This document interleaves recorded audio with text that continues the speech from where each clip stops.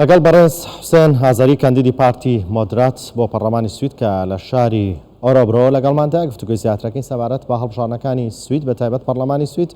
بەڕێز حوسێن ئازاری ئەم کاتتان باش. بەڕێستان کاندیدی پارتی مۆدراتن بۆ پەرلەمانی سوید بە بۆچوونی تۆ بەڕێستان کە کاندیدن و کاندیدەکانی دیکەی کوردیش ئەگەری دەرچوونتان و چانسی دەرچوونتان تا چەندە؟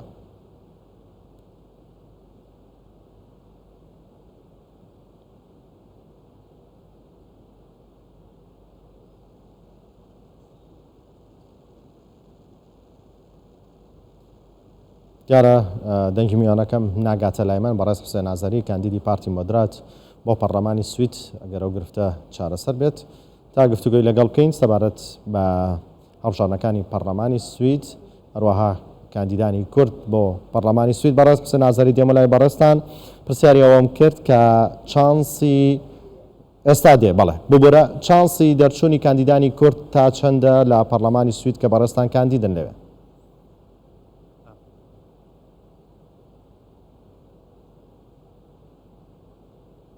ئەو کاتت باش بەڵێ من لەسەر لیستی مۆدراتەکان کاندیدم. من وەک بۆ خۆم دەزانم ئیمکانی ئەوەی کە بێمە نێو پارلەمان کەمە لەبەرەوەی کە لە هەرێمی ئۆرۆبرۆ مۆدراتەکان دوو ئێستا ئەوەی کە ئێستا لە پارلەمانە دوو نوێنەریان هەیە. ئەگە دەنگ زۆرتر بێننەوە زۆرتر دەبنە سێ نوێنەر. جا بۆیە ئیمکانی ئەوەی کە من بتوانم بێمە نێو پارلەمانی سوێد ئیمکانەکەی زۆر کەمە. بەڵێ کاندیدانی کورد بچنە پەرلەمانی سوید دەتوانن چی بۆ ڕەوەندی کوردی بکەن؟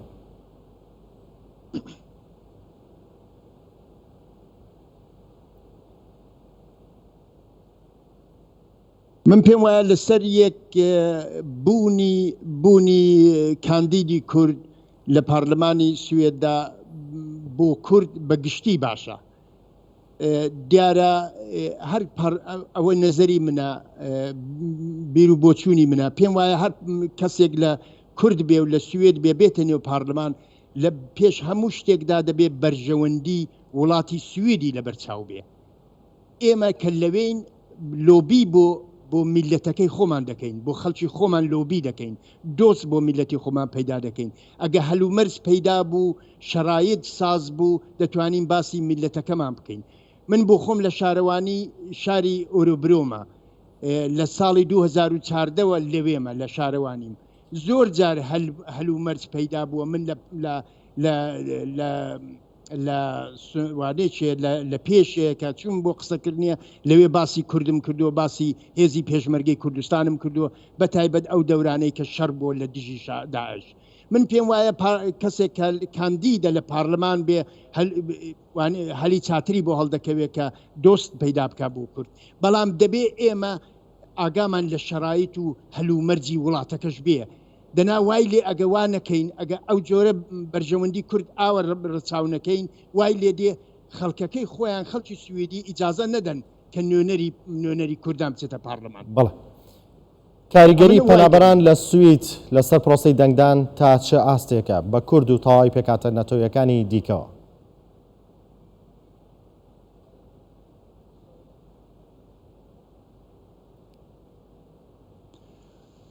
ئەوەی کە من دەیبینم بە نیسبەت کوردەکانەوە من پێم وایە بەشی زۆریان بەشدار دەبن، بەشی زۆری کوردەکان بەشدار دەبن بەهۆی ئەوەوە کوردەکان لەسەر یەک خەڵکێکی سیاسین، بەشی زۆریان هەرێ زۆریان خەڵکی سیاسینە و وەختی خۆشی لەبەر زوڵم و زۆری داگیرکەرانی کوردستان مەجبور بوونە ببنە پەنابەر لە سوید.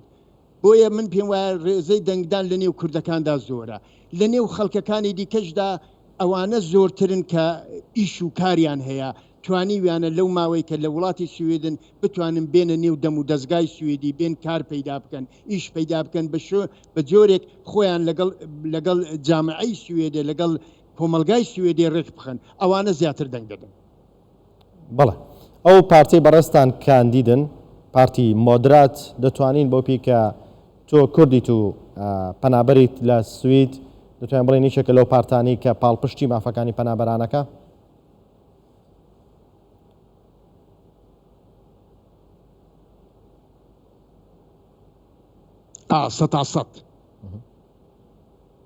سەد پشتیوانی دەکا بەڵام پارتی جیاوازەکەی ئەوەیە پارتی مۆدرات لەگەڵ دەتوانم بڵام لەگەڵ بەرەی چەپ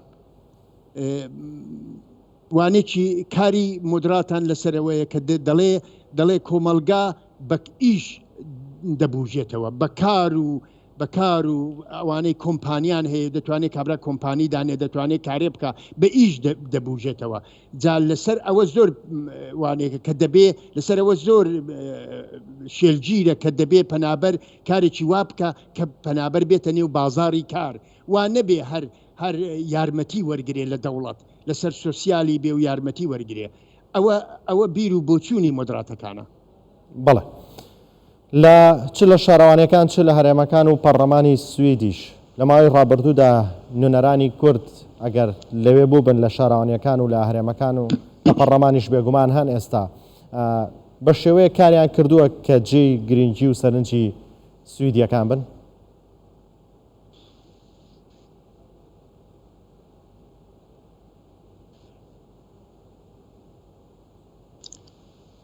دەتوانم بڵام لە ئارێوەڵا زۆر جار وا بووە زۆر جار ئیشی باشیان کردووە بە تایبەت لە پارلەماندا کۆمیتەیەکی تایبەتی بۆ مەسلەی کوردان هەیە کە بەشێک لە حیزبەکانی سویدی بەشدارن لەوێ نوێنەر بانگ دەکەن خەڵک بانگ دەکەن قسان بکەن و لەسەر یەک دەتوانم بڵم زۆر باشە ئارێوەڵا تەسیری دەبێ باشە بۆ میلەتەکەی ئێمە بتوانین دەنجێک بین بەڵام دەنجێک بین دەنجی وان نەبین کە زەرەرمان هەبێ لە کۆمەلگاکەدا ینی خەڵکەکە وامان چاو لێ بکاتن کە ئەوانە هەر بۆیە هاتوونە نێو پارلەمان کە هەر باسی خۆیان بکەن بەڵام ئێمە نابێ پارلەمانتاری کورد نابێ وابێ پارلەمانتاری کورد بۆیە دێتە نێو پارلەمان دەبێت لە پێشدا دەڵێ ئەمن بەرژەوەندی وڵاتی سویدم لەبەر چاوە جا ئەگە بەو هەستەوە چوێ نێو پارلەمان دەتوانی لەوێ ئیش کار بکەی بۆ نەتەوەکەی خۆ چونکە پارلەمانی کوردستان نییە پارلەمانی سویدە ئەتۆش کە دەچێوێ بە نوێنەری خەڵکی سوید دەچێوێ جا تا ئێستاش من پێم وایە تەسیری باشیان بوو. بەڵێ وەک باس لەوە کرد چانسی بەڕێستان یاخود با بڵین کاندیدانی پارتی مۆدرات لە دەرچوونیان لەو ناوچەی ئۆرۆبرۆ کەمە ئەمە بۆ گەڕێتەوە ناوچەیە پەنابەری کەمە یان بۆ چیە گەڕێتەوە؟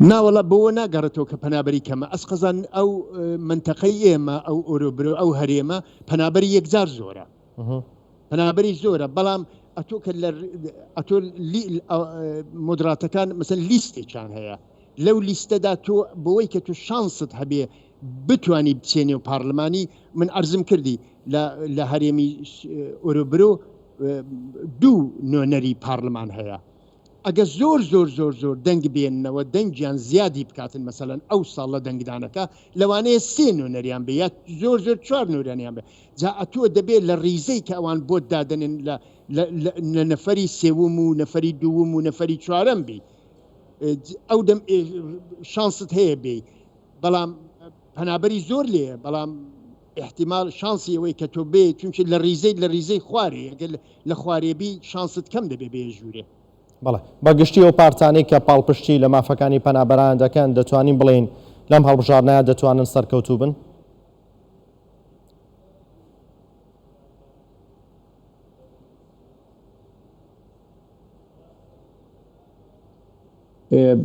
من دەتوانم بڵم تقریبەن هەموو پارتەکانی سوێدە پشتیوانی لە پەنابەران دەکەن و پشتیوانی لەوە دەکەن کە خەڵک بتوانێت لە سوێدە داوای پەنابەری بکە حەقی پەنابەری هەبێ زۆربەی زۆریان دەکەن ممکنە پارتێکیان هەبێ کە کەمی بکاتن بەڵام زۆربەی زۆریان دەیکەن و بە زۆری ئێستا وای لێ هاتۆ کە هەموو 8 پارتی لێ لە پارلمان هەر 8 پارتەکە دێنە نێو پارلەمان جا ممکنە بە قەولی ئاوارەخانی هێندێک زیاد و کەم بێ دەنگەکانیان ڕێزەی کورسیەکانیان زیاد و کەمی بکە بەڵام هەموویان هەردێنە نێو پارلەمان.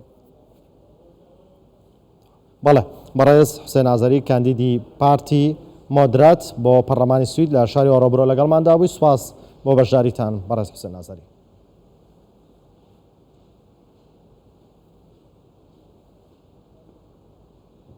زۆر سپاس دەکەم.